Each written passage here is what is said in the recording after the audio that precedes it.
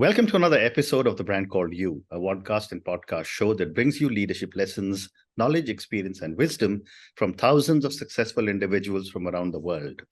I'm your host, Ashutosh Garg, and today I'm privileged to welcome a very accomplished tech entrepreneur from Hyderabad, India, Mr. Vamsi Krishna, KV. Vamsi, welcome to the show. Thank you, Ashutosh, for having me. Thank you. Vamsi is the founder and director of TruVoice.ai, which is a conversational AI platform. He's also the founder and CEO of Julian Innovations India Private Limited, and he has expertise in strategy, analytics, IT, and business leadership. So, Vamsi, before we talk about TruVoice, tell me a little bit about your own background and what got you interested in this technology. Yeah, it is like an entrepreneurial bug. It was 2001 when I was in IIM Calcutta campus. I just finished my first year of MBA. Then we see the ICT industries, as we call at that time, right? So we were discussing in our strategy classes that ICT is going to change the way we do things and the networking and all those things. It was all fascinating. Some of us got enamored with the tech possibilities at that time. And then the first real thing is Sabir Bhatia's Hotmail. And knowing that he's an Indian who went there and made a big thing like Hotmail. So that is the time I wanted to become an entrepreneur. And at the same time, I also have published certain data science papers in journals in the campus itself. That was in 2001. And so some of the professors have encouraged me. They said, you work more, submit to a journal. They help me to write the papers, in terms of guidance. And then somehow the statistical math has seemed to be stuck with me. So I was doing market research. I was doing predictive modeling in different jobs alongside strategy. And then I was thinking over a period of time, so what is that we can do? So predictive modeling has been a passe. So then that is when the AI has been developing. So that is when I caught hold of the AI. So I said, I will do speech technologies. I will do conversational AI. Somehow this segment seems natural to me. At the same time, something like the whole thing is to take something Indian and out to the world instead of using somebody's IP, create some IP. Like, for example, I was always thinking at that time, back in 2001, if they can sell McD burgers here, why can't we sell idlis and dosas brand? Absolutely. So that is, but considering my background, I thought the AI and the data science area would be more apt for me to take How fascinating. How fascinating. I completely agree with you and empathize with you on taking India to the rest of the world. I think that is something amazing that you're doing. More power to you, Vamsi. My next question is that, when you talk of conversational AI, for my viewers and listeners, what is conversational AI and what led to the founding of TruVoice.ai? Yeah, conversational AI is where it is essentially a branch of natural language processing and speech technologies. So conversational AI is where a human being will be able to talk to a bot, if we may say. Now, why we say conversational AI is you have other bots. You have bots in factories which move things. You have bots which can do surgeries, right? Precision cuts. So conversational AI is a bot which is into conversations. Now, incidentally, that is a very difficult area for the bot also, because to understand the nuances of how humans speak and then figure out what they want and then give a contextually correct answer. Right. That is conversational AI. And when we saw conversational AI, we have seen that there's an opportunity because there's a lot of scope. Most of the conversational AI at that time has been hard-coded or developed for specific cases. Then we were working with some clients, and there were so many bottlenecks or so many things, because every time it is something like you cannot enumerate all the possibilities in a human conversation and write a software application for that. right? Though conversational AI has been doing rounds since many years. I think IBM Watson is the first thing, and it has been actually coming out of Turing algorithm long Right. back. Though people were talking about it for many years, there is no really the proper conversational AI, which is not hard coded or Right. not made custom specific to a domain or a process. So, which is where we thought there's an opportunity, and we also had an advantage of leapfrogging because we came late. So we could adopt the later technologies and the later knowledge than platforms which were built earlier. Amazing. And, before we started recording, you were telling me about Alexa, Siri, Bixby. Yeah.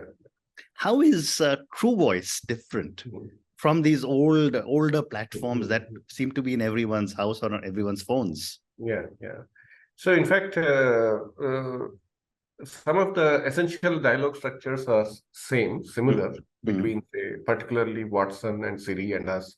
Whereas Dialogflow and Alexa have a little bit of Lex have a little bit of difference, a different approach. So, but what we try to do is we created a dialogue engine which has much more layered structure.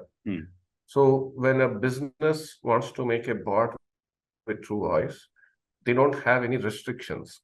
These are the number of topics you can handle. These are the number of questions you can handle. Right. There's no restriction. And there is a layered structure between a person, what they want to do, and what is that they're trying to buy. I mean, there's a product and there is an intent. If you have a product, you're going to buy it, or you have a complaint on it, or you have you need a servicing on it. So we have that bifurcation of different things a person can do. And apart from that, we have our own generative AI, which is not a fully generative AI like ChatGPT and all. We essentially developed it to train the bots. Whenever we make AI bots, anybody who is into machine learning knows this. You have to feed sufficient number of examples to the bot. Now, that is a human task, and it is time consuming, and it is iterative. You feed examples, then the customer says something else, then you feed more examples. The whole cycle takes longer. So we have a generative AI where we just give one or two sentences and it generates a lot of synthetic questions or synthetic language, which the customers would inquire. Right. Semantically, the sentences have the same meaning, but it uses all possible permissible combinations in English. It's right now it's only in English. So that cuts down the bot development time for many indefinite days to possibly overnight. Because once we feed it, we just put it in a GPU and leave it overnight. By tomorrow, you have a megabyte or a gigabyte based on what you have of the training data. Now you put the training data, that makes the job much simpler. So the layered dialogue structure as well as generative AI, which automates the machine learning, makes it much easier. So our TruVoice is much easier for a customer to firstly adapt, secondly to customize. Because as business evolves, you need to add things, right? You need to change things. All those things are much simpler when you use TruVoice. Very interesting.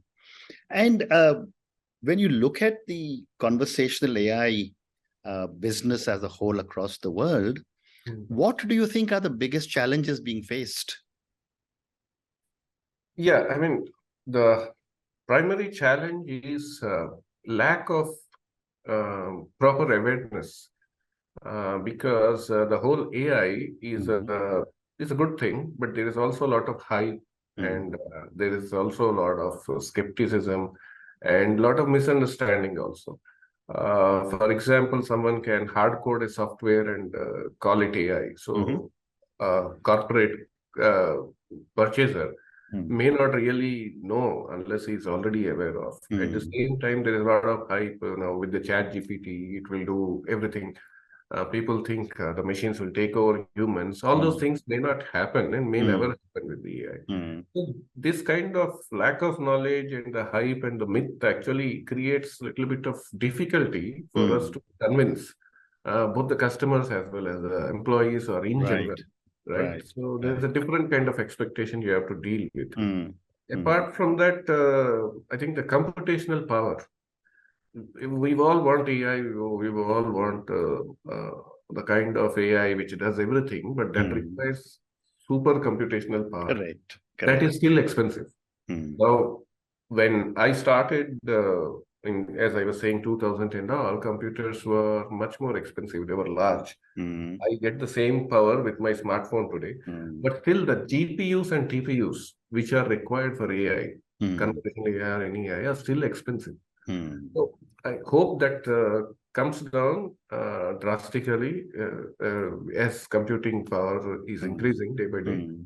So that will make it easier for AI adoption, both for Mm. us to make and for businesses to implement. Mm. Fascinating. My next question, Vamsi, is that how does True Voice deal with ambiguous or unclear user inputs? And also in a country like ours, where there are so many different languages and so many different dialects, how do you handle such a wide diversity of languages and tones? Yeah, I mean, as I was saying, the layered dialogue engine, Mhm. that is how we made the dialogue engine is we said, okay, this is an office desk or this is a customer service agent. Mm. And so a visitor comes to the office desk or calls the customer service agent. Mm. How should the agent or the office desk behave? So Mm. suppose you go to a car showroom and say, can I order a pizza? So what would you do? So these things can happen. It won't happen in a real showroom, but it happens in a chatbot or in a voice bot because people Mm. may ask anything there. So the layered dialogue structure Mm. actually manages that because it understands what is in scope, what is out of scope, Mm. and it also understands things like pronouns. Suppose you say, "Can I have that?" So the bot understands what is that. So can it will ask, "What do you mean by that?" Mm. Or you try to trace back the conversation. So human beings typically say, "Okay, I don't want pizza. Now I want to go for, say, burger." Mm.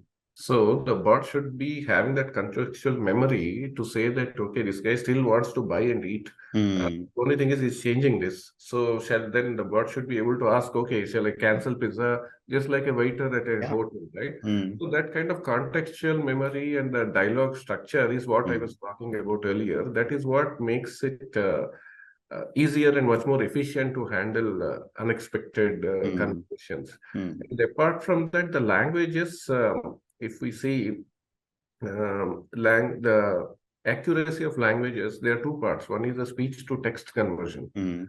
And then after the text has come, then the conversational AI starts. The speech Mm. to text conversion depends on the language, Mhm. right? So that is not a problem everyone has solved completely yet because it is not in a way that everything is accurate. Mm. So then there is the issue is of data. If I want to develop a speech to text conversion, I have a lot of data for English, Mm. American English, British English. But when you go to Indian English, I mean, Indian English varies by every Correct. 200 kilometers, Mm. right? And so there are ways to handle it. It is not a problem which has been solved by the industry yet. Mhm. So depending on which language, for example, I want to do something in Russia. So I need to find out somebody who has that data, speech data, Mm. and then to develop a model on that. So it is an evolving problem. It's not fully, I mean, solved yet by the Yeah. industry. Mm. At the same time, the bigger problem is a mixed language. Mm. So Indians have a tendency to mix English with Hindi or English with Correct. mother tongue, Yeah. and that is when a bot can go bonkers because he doesn't know. Okay, this the whole sentence is English, but this word yar is Mm. what is yar? So it will Mm. be so that is another Very challenge. true. So people Yeah. are solving it, Mm. but I don't think it is completely fully solved yet. There is a Mm. way What a to. great response. Thank you. And you're so right. Across our whole country, you keep, even whether if you look at Hindi and English, it's Hindustani that we speak. Every sentence has words of Hindi and English mixed together. And same is the case everywhere else. My next question, Vamsi, is that do you see any potential risks or drawbacks as conversational AI continues to advance? I wouldn't see a risk as such, because I want to make a distinction with ChatGPT here, because ChatGPT is mostly a generative AI. So what ChatGPT does is it wants to get you information and try to present it in a way that it sounds natural. But where does it get information from? It gets information from a global corpus of everything which it has. And it searches exactly contextually what exactly you asked, better than Google. Right? And it presents. Whereas we, conversational AI, we work with, say, for example, banking customers. They want to make a credit card payment, or they want to say that, can you convert my purchase to an EMI? I don't have any leeway to talk about whatever I want. I have to be very accurate in what I say. I mean, what the bot says, and we have to be accurate in the information we give. Similarly, we have an avatar which is called Fintosh, which is a financial advisor. So instead of going to a chartered accountant or a wealth manager, you can get the basic stuff done. How much you have to invest, what to calculate, whether to go for this tax policy or that tax policy. Those things you can converse with it and understand. There, I don't have a leeway to really. Accuracy is important in the industry. So conversational AI is mostly into accuracy and reliability. Whereas a free product can always be, for example, if you tell Google Assist to call Ashutosh, and the Google Assist may call Ashish also, you don't mind. But if that happens with a banking customer in the customer service line, that will be a big problem. Absolutely. Well said. So I have time for 2 or 3 more questions. My next question, Vamsi, is that I'd love to get your perspective on, are there any ethical issues when it comes to artificial intelligence, not just voice or conversational AI, but are there any ethical issues related to AI when it comes to bias and fairness? Yeah, it is. Bias and fairness is more of a statistical problem also. There are ethical issues beyond that. Right. Now, bias comes, for example, as I was saying before, if I want to take a global corpus in Wikipedia and I want to train my large language model, the contribution is 90%, or I'm just making it up, maybe 90% from America. Yeah. So the whole response of the model will be biased towards whatever I have fed into it. Right. The data, the same data is not available in India, so we can't neutralize it. Right. So then the bias is intrinsically built. For example, if I take a bot and feed only the negative posts or bad comments, it's like getting a child and giving him only swear words. I mean, you start the child with all slang and the street language and child words, and as he grows up, he speaks only that. So a bot is as good as what you feed it, machine train it. So that is where the bias and the risk comes in. Apart from that, I think that can be misused. So one has to be very careful in balancing out that. So for example, if I say any bot, say George, it recognizes. And if I say that Kalvitarana, it doesn't recognize, because Kalvitarana is not a name, for example, because nobody has trained it. Nobody has told him that these proper names also exist. Yeah. Right. So that is where it is. Somebody has to be very careful in neutralizing it when we are applying. Apart from that, the real ethical issue, I think, is artificial personalities. You don't know when somebody will take your voice, maybe this video, and put some other voice in it.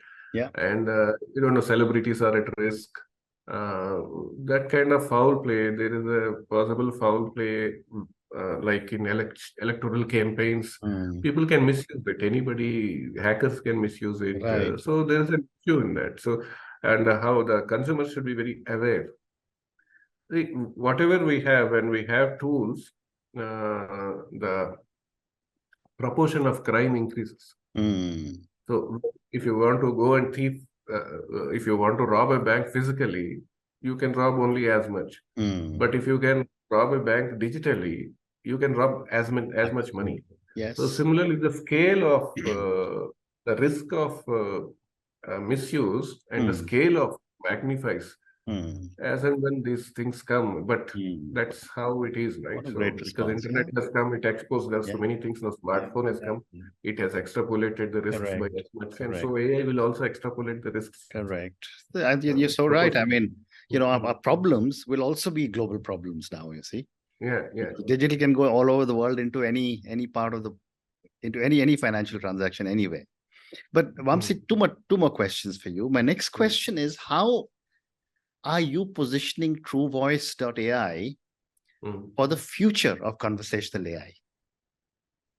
Yeah, I mean, there is still a lot of scope within AI we are trying to do. We are building, as I was saying, the different speech models for different languages, mixed language models. Of course, we'll start with English. That is the first thing to go, and then solve it and solve the multiple language issue.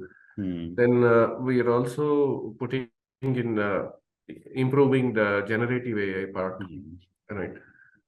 So then there are interfaces which we have to still do, like SIPs, session controllers, SBCs. So there is a lot to be done within the area itself. AI is still evolving, and we want to make it much easier. We want to democratize it so that democratize it is not in the sense of open sourcing it or something. Democratizing is in the sense of where people need not worry that I don't know this AI, I don't know that. They will just take it, implement it easily. Okay, I want this for the next 1 month. They implement it, and they're okay, because the user should be neutral, or say he need not know any coding or something. So that is what we are working, so that many people will use and adapt AI. That is a big challenge. That itself is, I mean, I agree. Completely agree. Engaged. Completely agree. And my last question to you, Vamsi, and this is for the many people who will listen to our conversation. From IIM Calcutta to the professional world to an entrepreneur, what would you say are 3 lessons you would want a lot of our viewers and listeners to take away from your own amazing journey? Yeah, I mean, from a startup's perspective, in a way, that's a very big question. I would like to limit it to a startup. Absolutely. No, absolutely. With startups, yeah.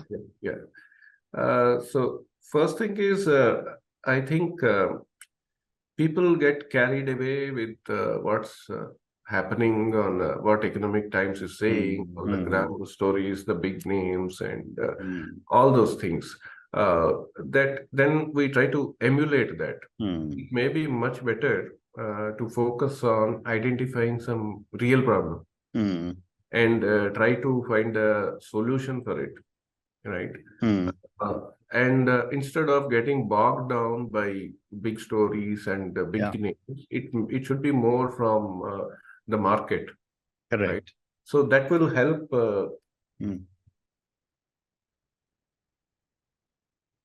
And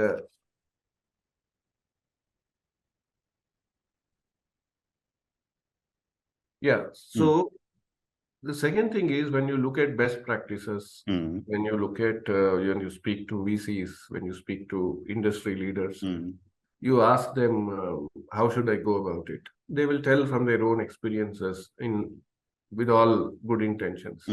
But we cannot just copy paste them, because our context, as every specific context is different. I cannot extrapolate what I would learn from Ashutosh to myself directly. Correct. So the thing is, we have to be grounded in our context. We have to keep learning and seeing everything. But the solution to our problem and our business and what we do should be coming from within. Yeah. We may use all the information, but it has to be coming from within.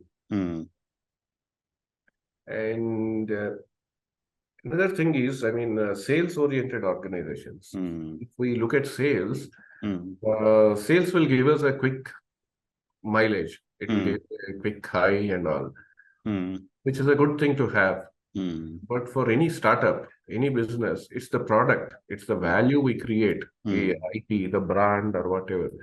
That is what will give a long-term mileage and the sustainability of business. Because sales is one function, but if we create something valuable, that is more important. Well said. Yeah. And typically, when we look at spending time with VCs, spending time with seniors, etc., which is okay. But I think any entrepreneur should spend enough time with the potential customers, right? So instead of going to someone like a well-achieved entrepreneur like a Sachin Bansal and asking about how I should do the conversational AI, I'd go to some scientist or somebody who has worked deep within conversational AI so that they will tell me what the real issues are. At the same time, I might go to the banks, I might go to the customer service organizations, sit with them, understand how they would use it, what makes sense for them. Because this is what will give me an idea of demand, and this will what will give me an idea of supply. So, and in the process, if we create something valuable, right, rest of the things will fall in place. I mean, I think entrepreneurs should look at those aspects rather than just go by big names and get carried away with the hype and glamour of it. Very well said. And on that note, Vamsi, and your amazing lessons for startups, first one you said was focus on identifying real problems, base it more on the marketplace. Second, you said was context is important.